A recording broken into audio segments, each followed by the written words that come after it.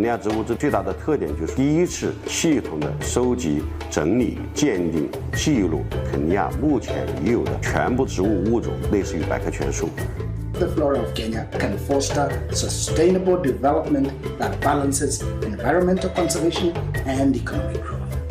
La flore du Kenya est un projet de coopération internationale à grande échelle, compilé conjointement par des scientifiques chinois et kenyans après de nombreuses recherches scientifiques sur le terrain en coopération. Il s'agit du premier recensement de la flore nationale du Kenya. En tant que botaniste, le plus grand plaisir est d'aller sur le terrain découvrir des plantes qui n'ont jamais été vues auparavant ou qui sont rares, et je pense que nouvelle découverte est le plus grand honneur pour un botaniste. Jusqu'à présent, nous avons découvert près de 20 nouvelles espèces de plantes, certaines de la famille des orchidées, d'autres espèces comestibles, comme les cucurbitacées, et certaines espèces médicinales de la famille des Ménispermacées. Je suis heureux de constater que dans le cadre du projet La Flore du Kenya, nous avons réussi à décrire un certain nombre de nouvelles espèces. La première que je pourrais mentionner est en fait la première que nous ayons trouvée. Il s'agit d'une plante appelée Sedum kenyense. Nous avons donné ce nom à cette plante pour commémorer le pays. Cette plante a été trouvée sur le mont Kenya, qui est la plus haute montagne du pays.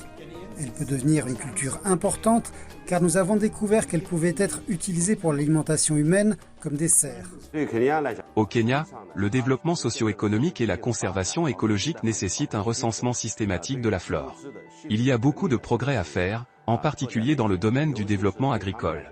L'impact négatif de la surexploitation des ressources naturelles due à l'absence de production agricole modernisée à grande échelle ne peut être ignoré. La flore du Kenya présente la riche diversité des espèces végétales de la région, qui est essentielle au maintien d'écosystèmes sains. Le deuxième avantage de la flore du Kenya est celui des services écosystémiques. De nombreuses espèces végétales contribuent en effet à la stabilisation des sols, à la purification de l'eau et à la séquestration du carbone. Le potentiel médicinal et agricole, la résilience climatique, l'engagement communautaire et la collaboration internationale constituent également d'autres avantages. Aux yeux des botanistes, la conservation écologique est également une direction dans laquelle les pays en développement, dirigés par les pays BRICS, doivent collaborer pour étendre leur coopération.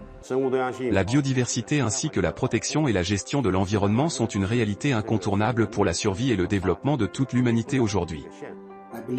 Il existe un certain nombre de projets de coopération dans lesquels les pays en développement, dirigés par les pays BRICS, peuvent s'engager pour la protection de l'environnement. Le premier qui me vient à l'esprit est celui des énergies renouvelables, telles que l'énergie solaire, l'énergie éolienne et l'énergie hydroélectrique.